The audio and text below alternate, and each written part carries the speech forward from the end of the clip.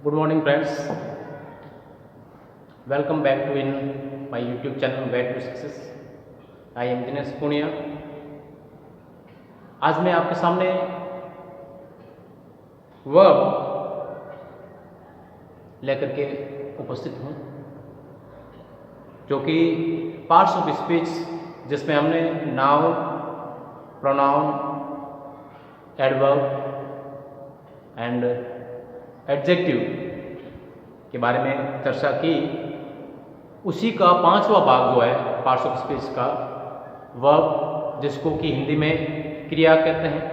तो सबसे पहले हम जो है उसका मीनिंग, इसका परिभाषा इसकी जो है वो समझेंगे कुछ उदाहरणों के माध्यम से। उसके बाद इसके टाइप्स जो है वो कितने टाइप की जो है वो ये क्रियाएं जो है वो होती है, तो उनके भी कुछ उदाहरण देने का मैं प्रयास करूंगा और बिल्कुल एक आसान तरीके से जो है इस चीज़ को जो है मैं आज स्पष्ट करना चाहूँगा। ये करने के बाद मैं समझता हूँ कि आपको जो है वो इस वर्ग के बारे में कोई भ्रम जो है वो नहीं रहेगा। और उससे पहले मैं एक निवेदन करना चाहता हूँ आपसे कि आप मेरे इस YouTube चैनल को सब्सक्राइब करें जिसने नहीं किया है, और बेल आइकन जो साइड में दिया हुआ है उसको दबाएं, जिससे कि दूसरी वीडियो भी जो भी मैं यहाँ अपलोड करूँगा वो आपको उसकी नोटिफिकेशंस जो है वो मिलते रहें और आप उसको देख सको। तो इसलिए आप जो है सबसे पहले जो है वो इस चैनल को जिसने सब्सक्राइब नहीं किया है वो सब्सक्राइब करें, और आगे भी जो है वो अपने मित्रों से वगैरह से जो है वो सब्सक्राइब करवाने का प्रयास करें, ऐसी मेरी आपसे प्रार्थना है। तो चलते हैं हम वर्ब के बारे में, वर्ब की परिभाषा की ओर चलते हैं। सबसे पहले वर्ब जो है वो क्या होती है, तो देखिए लिखा है verb is a word which describe an action। क्रिया वह शब्द है, क्रिया वह शब्द है, उस शब्द को क्रिया कहा जाता है, वर्ब कहा जाता है, जो डिस्क्राइब यानी वर्णन करती है या बताती है किसके बारे में, एन एक्शन, किसी कार्य के बारे में। जो शब्द हमें बताता है कि कौन सा कार्य कितना हुआ, कैसे हुआ, उसकी प्रगति के बारे में और उस कार्य के बारे में जिस शब्द से हमें मालूम होता है वो शब्द क्रिया कहलाता है। हिंदी में जैसे कहते हैं कि वर्ब वह शब्द है जिससे किसी भी काम का करना या होना पाया जाता है। किसी भी काम का करना या किसी काम का होना जिस शब्द से हमें मालूम होता है वो क्रिया कहलाती है। ऐसे ऐसे इंग्लिश में भी वही परिभाषा है।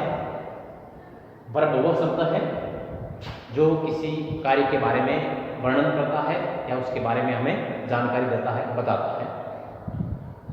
तब देखिए समझाने के लिए मैंने उदाहरण दिए हैं। The farmer is ploughing. अब प्लोइंग शब्द है, ये कार्य जो है वो हो रहा है, प्लोइंग, प्लो यानी जोतना होता है, तो जोत रहा है। तो इस कार्य के बारे में कि कार्य हो रहा है और क्या कार्य हो रहा है उसके बारे में ये चीज बता रही है। तो प्लो जो है इसमें क्या है, क्रिया है। और यही जो हमें जैसे इज दिया है, ये हमें उसके समय के बारे में बताता है कि कौन सा कार्य जो है कब हो रहा है, हो रहा था या होगा, इसके बारे में भी जो है वो ये चीज जो है इस वर्ब से ही हमें मालूम होता है। तो क्रिया का मतलब ये हुआ कि कोई भी काम जो है वो कितना हुआ, कब हुआ, कैसे हुआ, इन सभी चीजों को बताने के लिए जिस शब्द का उपयोग किया जाता है वो शब्द जो है वो वर्ब कहलाता है। जैसे he writes a letter, वो पत्र लिखता है, तो लिखने का जो है ये कार्य जो है जो बताने वाला शब्द है वो है राइट, और ये शब्द जो है वो एक वर्ब है, क्रिया है। टाइप्स ऑफ वर्ब्स, अब देखो क्रिया तो आप समझ गए कि वो शब्द जो है वो हमें, जिससे हमें किसी काम का मालूम होता है, किसी कार्य के बारे में मालूम होता है, वो वर्ब कहलाता है, या कार्य को ही वर्ब कहा जाता है। इस बात को हम समझ गए।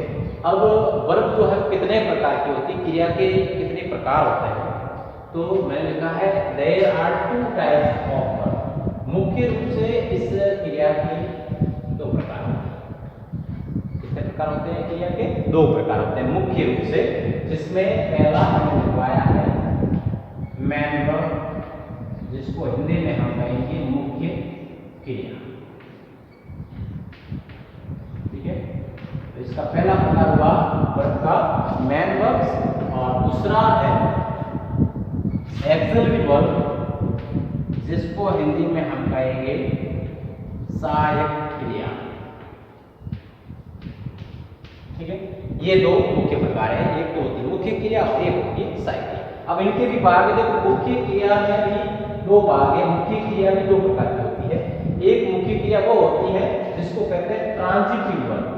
ट्रांजिटिव वर्ब का मतलब होता है सकर्मक क्रिया, ऐसी वर्ब, ऐसी क्रिया जिसका अपना कर्म होता है, जिसका अपना ऑब्जेक्ट होता है, जिस वर्ब के लिए कर्म आवश्यक होता है, ऑब्जेक्ट आवश्यक होता है, वो जो है वो सकर्मक क्रिया कहती है। कर्म के साथ जो है वो आने वाली क्रिया कहलाती है सकर्मक क्रिया, ट्रांजिटिव वर्ब जिसको इंग्लिश में कहते हैं। और एक क्रिया होती है जिसको कहते हैं इनट्रांजिटिव वर्ब, अकर्मक क्रिया, जिसका कोई कर्म या ऑब्जेक्ट नहीं होता है, अकर्मक होती है, बिना कर्म के होती है, उनके आगे ऑब्जेक्ट का आना जरूरी नहीं होता है, नहीं आता है। तो ये 2 प्रकार हो गए मुख्य क्रिया के, एक तो सकर्मक क्रिया, एक अकर्मक क्रिया। तो इन दोनों को मैंने समझाया, वापस उदाहरणों सहित समझाया। देखो सकर्मक क्रिया कैसे, जैसे देखिए एक राइट शब्द है, ये क्रिया है और इसका ये ऑब्जेक्ट आया,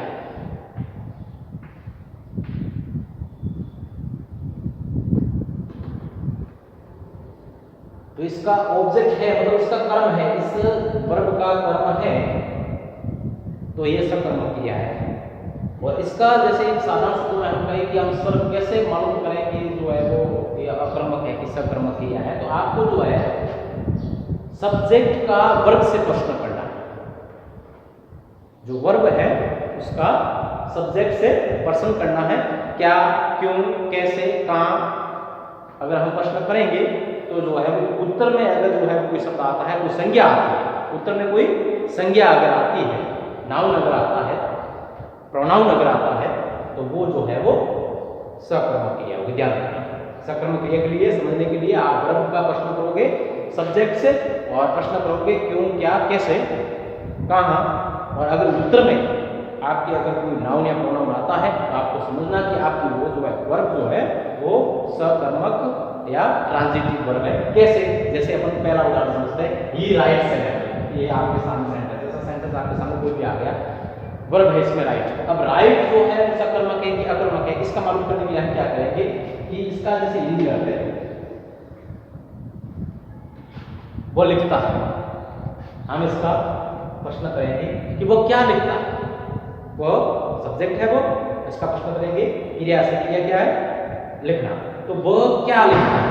अब क्या लिखता है, अब इसका उत्तर हम देंगे जो वो चीज लिख रहा है या लिखता है, पत्र लिखता है, स्टोरी लिखता है, तो इसमें आप जो है वो या तो पत्र, लेटर, तो जैसे लेटर लिखा हमने कि वो पत्र लिखा है, तो पत्र क्या है, एक नाउन है, तो ये जो है उत्तर में अपने क्या आया, नाउन आया, तो ये जो राइट जो है वो क्या शब्द है, कौन सी क्रिया है, सकर्मक। ही राइट्स, तो प्रश्न किया व्हाट ही राइट्स, तो या व्हाट डज ही राइट, तो ही राइट्स अ लेटर, तो ये सकर्मक क्रिया होगी। ऐसे दूसरा है दे प्लो फील्ड्स, प्लो, इसका भी मालूम करें सकर्मक है क्या कर्मक है। दे प्लो फील्ड्स, वे खेत जोतते हैं। What do they blow? What do they blow? तो तो आंसर आएगा देख लो फिल्ड्स, यानी आंसर में अपने ये फिल्ड्स आएगा जो कि एक नाउन है। तो उत्तर में अगर नाउन या प्रोनाउन आता है सब्जेक्ट का वर्ब से प्रश्न करने पर, जब उत्तर में नाउन या प्रोनाउन आता है तो आपको समझना है कि आपके पास में वर्ब जो है वो सकर्मक ट्रांजिटिव वर्ब है। और मुख्य ट्रांजिटिव वर्ब मैंने कुछ लिखवाई है, बहुत सारी हो सकती है, आपको ऐसे मालूम करना पड़ेगा उस वर्ब का सब्जेक्ट से प्रश्न करना पड़ेगा। जब उससे प्रश्न किया जाएगा, सब्जेक्ट से जब वर्ब का प्रश्न किया जाएगा तो उत्तर में अगर नाउन या प्रोनाउन आता है तो आपको समझना सकर्मक क्रिया, कोई भी क्रिया हो सकती है, आपको क्रिया लेनी है और उसका सब्जेक्ट देखना है सेंटेंस में, और सब्जेक्ट का उस क्रिया से प्रश्न करना है कि क्या, क्यों, कहाँ, कैसे। इस प्रकार से जब प्रश्न करेंगे, अगर उत्तर में अपने जो है वो कोई नाउन या प्रोनाउन आ जाता है तो आपको जो है वो उसको सकर्मक क्रिया मानना है। बहुत सारी सकर्मक क्रिया है, इतना सभी जो है वो लिखवाना संभव नहीं है, इसलिए मैंने कुछ जो है वो लिखवाई है। राइट, फ्लो, ईट, लर्न, स्पीक, ठीक है, आगे आपको ध्यान रखना, आप प्रश्न करके उसका मालूम कर सकते हैं। ऐसे कैसे अकर्मक क्रिया जिनका कोई जो है वो कर्म नहीं होता है, जैसे मैंने लिखवाया दे वॉक स्लोली, वे धीरे धीरे चलते हैं, ठीक है, तो इसका जो है कोई ऑब्जेक्ट नहीं। क्यों, क्या, कहाँ, अगर प्रश्न करने हमारे पास जो है वो कोई नाउन या प्रोनाउन जो है वो यहाँ पर नहीं आ रहा है इसमें, ये कि ये है तो स्लोली जो है वो एक एडवर्ब है, ये नाउन या प्रोनाउन नहीं है, इसलिए ये जो है वो कैसी क्रिया है, अकर्मक, इसका ऑब्जेक्ट नहीं है, ये जो है वो एडवर्ब है। नाउन और प्रोनाउन जो है वो उत्तर में नहीं आ रहा है। प्रश्न वे कैसे चलते हैं, तो धीरे धीरे चलते हैं, लेकिन धीरे धीरे चलते हैं ये जो है वो ऑब्जेक्ट नहीं है उसका, इसमें नाउन या प्रोनाउन नहीं आ रहा है, इसलिए ये जो है वो सकर्मक क्रिया नहीं है, अकर्मक क्रिया है। ऐसे दूसरा सी विप्स, वो रोती है, अब कैसे रोती है अगर कहेंगे तो भी जो है वो उसमें नाउन या प्रोनाउन नहीं आएगा, और वो रोती है, क्या रोती है तो भी उत्तर नहीं आएगा, नाउन प्रोनाउन नहीं आएगा, कहाँ रोती है तो भी नाउन प्रोनाउन जो है वो नहीं आएगा इसमें। तो इसमें जो है वो इसका ऑब्जेक्ट नहीं है और न संभव होता है स्पीच का, इसलिए जो है वो ये भी जो है वो अकर्मक क्रिया है। तो ऐसी क्रिया है जिनका कर्म नहीं होता है और क्रम जरूरी नहीं होता है जिन वर्ब्स के लिए, वे अकर्मक क्रियाएं कहलाती है। बहुत सारी हो सकती है, आप प्रश्न करके इस हिसाब से निकाल सकते हैं उनको। लॉक है, वॉक है, वीप है, स्विम है, कुछ लिखवाई है, और आगे जो है आप अपने हिसाब से मालूम उसमें भी कर सकते हो। इसके बाद इस वर्ब का दूसरा भाग है axillary, axillary verbs. Axillary verb का तो होता है सहायक क्रिया है, जो मेन वर्ब की सहायता के लिए जो है वो वाक्य में प्रयुक्त होती है, उनकी सहायता के लिए आती है, वो सहायक क्रिया कहलाती है। इसमें भी दो प्रकार है, एक तो है प्राइमरी एक्सिलरीज और एक है मॉडल एक्सिलरीज। प्राइमरी एक्सिलरीज जो है उसमें है टेंस के अनुसार अलग आती है, जैसे ये जो है प्रेजेंट सिंपल में आती है, ये जो है पास्ट सिंपल में आती है, ये जो है प्रेजेंट कंटिन्यूअस में आती है, ये पास्ट कंटिन्यूअस में आती है, ये प्रेजेंट परफेक्ट में आती है, ये पास्ट परफेक्ट में आती है, और ये फ्यूचर सिंपल में आती है। तो ये जो है मुख्य क्रियाओं के साथ में आती है और उनके अर्थ को जो है वो सहायता प्रदान करती है, उनको जो है वो उसके अर्थ को बढ़ाने का, उसको निर्धारित करने का कार्य करती है। तो ये जो है वो सहायक क्रिया है, प्राथमिक सहायक क्रिया जिनको कहते हैं। और दूसरी जो है मॉडल एक्सिलरीज, जिनको मॉडल कहा जाता है, ये इनकी विशेषता ये होती है कि ये मॉडल शब्द मूड से बना है, MOOD, मूड। मूड का मतलब होता है मनोदशा, मन की स्थिति। तो मन की स्थिति बताने वाले जो शब्द होते हैं, क्रिया होती है जिनसे किसी के मन की स्थिति की या मन की दशा का जो है मालूम होता है, वो मॉडल एक्सिलरीज कहलाती है।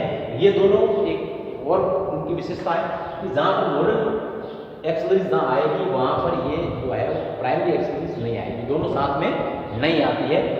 या तो ये आएगी या ये आएगी। जहाँ ये एक्सिलरीज आएगी वहां पर ये एक्सिलरीज नहीं आएगी। इनका कार्य है किसी भी व्यक्ति के मन की स्थिति की, मन की दशा को बताने का कार्य करना। तो ये मॉडल एक्सिलरीज कहलाती है, जिसमें विल है, वुड है, सेल है, शुड है, may, might, must, can, could, ought to और need, ये मुख्य जो है वो मॉडल एक्सिलरीज है। तो ये जो अपना जो टॉपिक था वर्ब, जिसमें हमने जाना कि वर्ब जो है वो क्रिया को कहा जाता है। क्रिया जिससे किसी भी काम का करना या होना पाया जाता है, या जिससे काम का मालूम होता है हमें, काम की प्रगति के बारे में, उस कितना हुआ है, कब हुआ है, इसके बारे में हमें जिस शब्द से मालूम होता है वो क्रिया कहलाता है। और इनके भाग जो है मुख्य रूप से दो होते हैं, जिनमें एक मुख्य क्रिया होती है और दूसरी जो है वो सहायक क्रिया होती है। मुख्य क्रिया में भी दो भाग होते हैं, जिसमें एक ट्रांजिटिव सकर्मक क्रिया होती है, दूसरी जो है इंट्रांजिटिव वो आक्रमक क्रिया होती है। और एक्सिलरी वर्ब में भी दो भाग होते हैं, जिसमें प्राइमरी एक्सिलरीज होता है, दूसरा जो है वो मॉडल एक्सिलरीज होता है। तो इससे इस वीडियो लेक्चर से जो है वो आपने क्रिया को, जो कि वर्ब है, उसके बारे में थोड़ा सरल भाषा में जो है वो आपने इसको जो है वो समझा। काफ़ी हद तक जो है वो आपको जो है वो ये चीज़ जो है वो समझ में आ गई होगी। कई जनों के जो है वो अभी तक जो है इसके एक्सिलरीज केवल समझते थे, मॉडल एक्सिलरीज और प्राइमरी एक्सिलरीज और ट्रांजिटिव, इंट्रांजिटिव का अच्छी तरह से सभी को मालूम नहीं होगा। तो उनको भी जो है वो जैसे छोटी क्लासों के जो बच्चे हैं उनके लिए विशेष रूप से जो है वो इनके बारे में परिचय होना बहुत ज़रूरी है। और वर्ब जो है सबसे महत्वपूर्ण पार्ट है पार्ट्स ऑफ स्पीच का, और इसके बिना जो है वो वाक्य जो है वो अपूर्ण रहता है प्राय। तो इसको समझना बहुत ज़रूरी है। और इसमें हमने जो है बिल्कुल जो है केवल इसके अर्थ को कि मतलब वर्ब है क्या, किसको वर्ब कहते हैं, क्रिया किसको कहते हैं। क्रिया मतलब कार्य में, अगर साधारण शब्दों में हम कहें तो कार्य, ठीक है, जिसमें लिखने का है, पढ़ने का है, बोलने का है, खाने का है, दौड़ने का है, गाने का है, ये सभी कार्य है और इनको वर्ब कहा जाता है। और हिंदी में जिस क्रिया के जिस रूप से जो है वो किसी काम का करना या होना पाया जाता है वर्ब कहलाती है, क्रिया कहलाती है। और इसके बाद भी हमने जाने कि एक तो मुख्य क्रिया होती है, ये सभी को मालूम है कि मुख्य क्रिया एक होती है, एक सहायक क्रिया होती है, ये भी सभी को मालूम है। लेकिन मुख्य क्रिया में भी जो है वो दो भाग होते हैं, जिसमें एक ट्रांजिटिव एक इंट्रांजिटिव होता है, ये कम लोगों को मालूम होगा। और ट्रांजिटिव किसको कहते हैं, इंट्रांजिटिव किसको कहते हैं, इनकी क्या विशेषताएं होती हैं, इनके बारे में जो है बहुत कम लोगों को मालूम होगा। तो ये देखने के बाद जो है वो आप जो है थोड़ा सा जो है वो इसमें जो है वो और आगे बढ़ पाओगे, इनसे परिचय जो है वो आपका हो सकेगा। और प्राइमरी एक्सिलरीज, इसमें एक्सिलरीज वर्ब में भी दो प्रकार, जिसमें प्राइमरी में आप हेल्पिंग वर्ब समझते हो, जिसमें do, does, did, is, am, are, was, were, has, have, had, will, shall, इससे हम जो है सभी परिचित हैं, देखते आए हैं। लेकिन आपने देखा होगा कि मॉडल भी जो होता है, जिसको हम सामान्य तौर पर केवल मॉडल ही समझते हैं, लेकिन ये भी जो है वो सहायक क्रिया होती है, मॉडल एक्सिलरीज कहलाती है ये भी, जो कि जो है वो प्राइमरी एक्सिलरीज की अनुपस्थिति में जो है वो इनका प्रयोग किया जाता है। और ये विशेष करके मन की स्थिति को, आदेश को बताने के लिए इनका प्रयोग किया जाता है। तो इसके साथ ही मैं जो आज का अपना ये वीडियो लेक्चर जो है वो समाप्त करता हूँ। और आपसे फिर मैं एक बार निवेदन करता हूँ कि आप जो है वो मेरे इस चैनल को सब्सक्राइब करें और अपने मित्रों से भी करवाएं, ऐसा मेरा आपसे निवेदन है। Thank you.